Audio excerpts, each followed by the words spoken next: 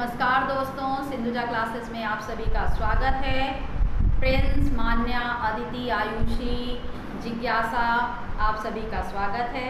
चलिए स्टार्ट करते हैं आज की क्लास हम।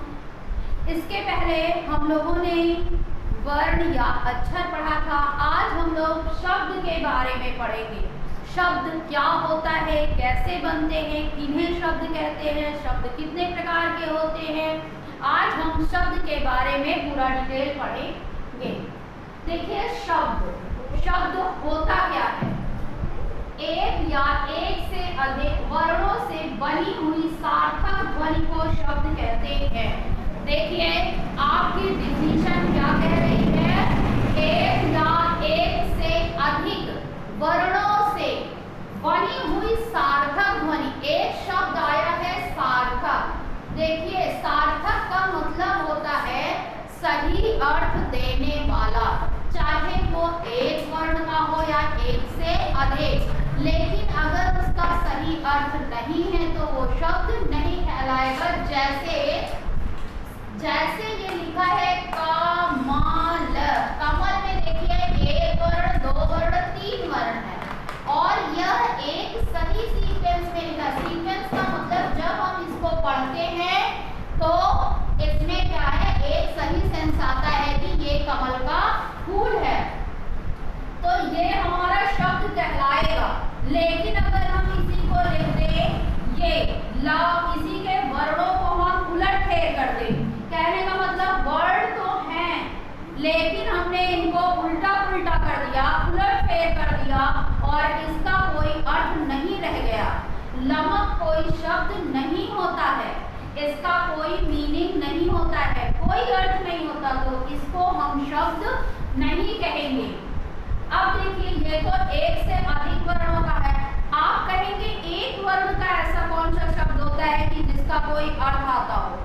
तो देखिए, जैसे ये ना है, ना लिखा है, तो ना लिख देने से क्या आ जाता है कि आपको पता चल जाता है कि यहाँ पे जैसे हमने कहा शोर ना करो, यानी ना का सेंस आया कि नहीं ना करो, यानी इसका एक अर्थ है। ना का मतलब आपको मना किया जा रहा है कि आप ये काम ना करिए, तो इसका भी एक अर्थ है। यानी ऐसे शब्दों के समूह को जिसका कोई एक अर्थ होता है उसे हम शब्द कहते हैं।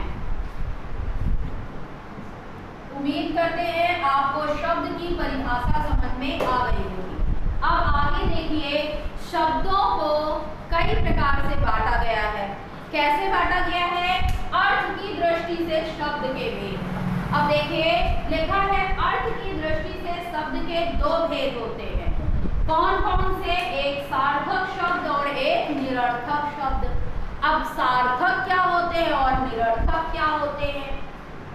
सार्थक का मतलब है जो सही अर्थ दे। देखिए, मैंने आपको पढ़ते समय बताया है कि जब भी आपको कोई भी चीज ना समझ में आए, कोई भी शब्द का मतलब ना समझ में आए, तो आप उसको तोड़िए, तोड़ के उसका अर्थ निकालने की कोशिश करिए। और जब आप अर्थ निकालेंगे तो आपको समझ में आएगा कि इसमें क्या करना है। देखिए, लिखा है सार्थक शब्द, यानी सही अर्थ देने वाले शब्द। सही अर्थ देने का यानी कि जैसे ये कमल लिखा है, खाना लिखा है, ये हमारे सार्थक शब्द कहलाएंगे। निरर्थक शब्द, निर मीन्स होता है बिना अर्थ के। मैंने आपको बताया है जब किसी में उपसर्ग लग जाए और उसका कुछ दूसरा सेंस निकले, यहाँ पे अर्थ में निर शब्द जुड़ गया है, यानी निर मीन्स बिना अर्थ वाले शब्द। यानी एक तो हो गया अर्थ वाले शब्द, एक हो गया बिना अर्थ वाले शब्द। जैसे देखिए, हमने कमल को उल्टा कर दिया तो हो गया लमक, खाना को उल्टा कर दिया तो नाखा, यानी ये इनका कोई अर्थ नहीं है, तो ये हमारे शब्द नहीं कहलाएंगे। आपसे क्वेश्चन पूछा जाता है या पूछा गया है, अभी एक लोगों का एग्जाम था, प्रिंस का एग्जाम था, और प्रिंस के एग्जाम में यही क्वेश्चन पूछा गया था, अर्थ की दृष्टि से शब्द के कितने भेद होते हैं, ये यही नहीं पता है। तो आप बताइए, क्या आपकी समझ में आया कि अर्थ की दृष्टि से शब्द के कितने भेद होते हैं? दो होते हैं। कौन कौन से होते हैं? सार्थक शब्द और निरर्थक शब्द। अब अगला है रचना एवं बनावट के आधार पे शब्द। चलो, रचना एवं बनावट के आधार पे शब्द। देखिए, रचना या बनावट के आधार पे शब्द 3 प्रकार के होते हैं। अब रचना या बनावट यानी जब शब्दों को लिखते हैं तो वो किस प्रकार से लिखा जाता है, उनकी बनावट कैसी होती है, उसके आधार पे शब्द हमारे 3 प्रकार के होते हैं। एक होता है रूढ़ शब्द, एक होता है यौगिक शब्द और एक होता है योग शब्द। ये हमारे 3 ऐसे शब्द होते हैं जो बनावट के आधार पे जिनको बांटा गया है। अब आगे आ जाइए उत्पत्ति के आधार पे। अब उत्पत्ति क्या होती है, यानी हमारे शब्दों की उत्पत्ति कहाँ से हुई है, इनका जन्म कहाँ से हुआ है, उसके आधार पर शब्दों को 4 प्रकार से बांटा गया है। कौन कौन से? तत्सम, तद्भव, देशज और विदेशज। ये हमारे 4 हैं जो हमारे उत्पत्ति के आधार पे बांटे गए हैं। आपसे क्वेश्चन पूछा जाएगा उत्पत्ति के आधार पर शब्द कितने प्रकार के होते हैं, तो 4 प्रकार के होते हैं। कौन कौन से होते हैं? तत्सम, तद्भव, देशज और विदेशज। आप लोग अगर हमारे साथ पढ़ते जाएंगे तो याद भी होता जाएगा। आगे अर्थ के आधार पर शब्द। अब देखिए, अर्थ के आधार पर शब्द यानी कि शब्द का अर्थ कैसे निकल रहा है। आप लोग पढ़ते हैं विलोम शब्द, समानार्थी शब्द, पर्यायवाची शब्द, उन्हीं को कहा गया है। अर्थ के आधार पर भी शब्द 4 प्रकार के होते हैं। कौन कौन से?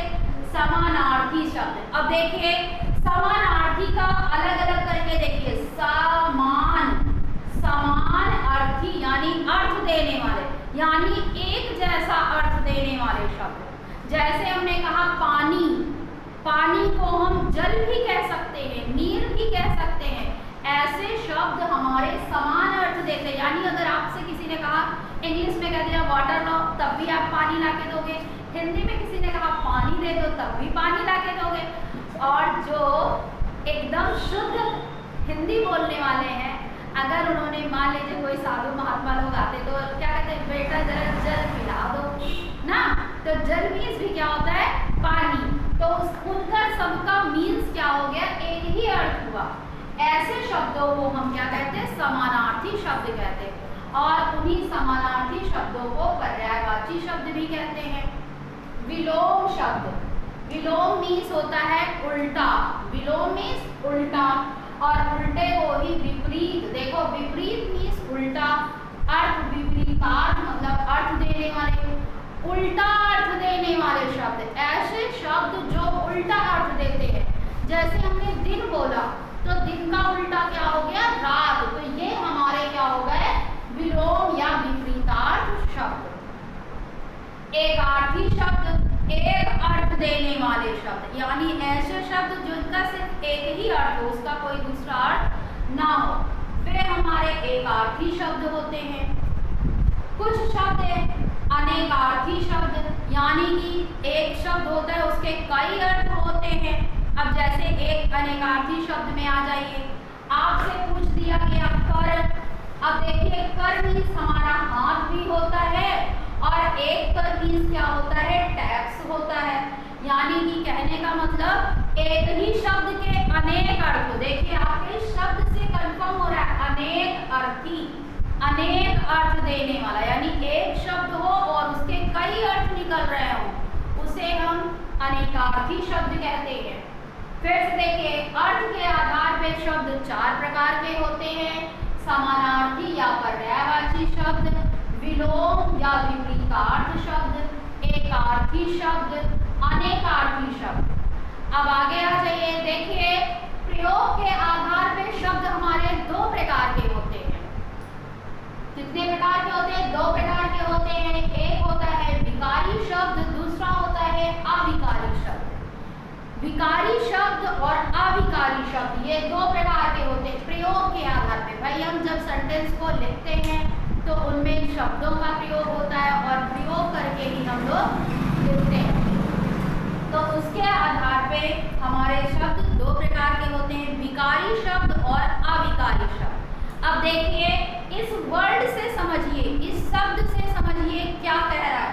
विकारी, अविकारी। कुछ अंतर समझ में आ रहा है, इसमें आ लग गया और इसमें आ नहीं लगा है। और विकार मीन्स होता है कमी या किसी तरह का परिवर्तन। कह रहा है विकारी शब्द, विकारी यानी ऐसे शब्द जिनमें हम लिंग है, वचन है, काल के अनुसार परिवर्तन कर सकते हैं, वो विकारी। और अविकारी जिसमें हम कोई परिवर्तन नहीं कर सकते। यानी कि प्रयोग के आधार पर शब्द दो प्रकार के होते हैं, विकारी और अविकारी। अब हमारे विकारी शब्द 4 तरह के होते हैं, अविकारी शब्द भी हमारे 4 प्रकार के होते हैं।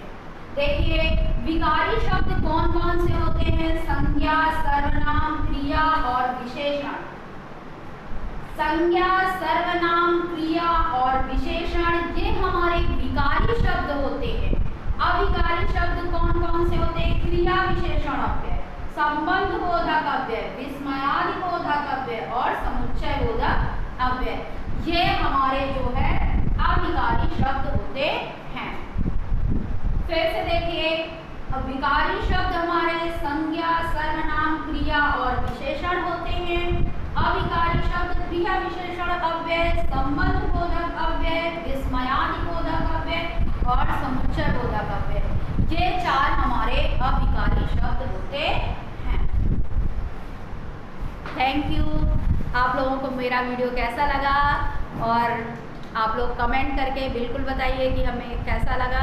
Thank you.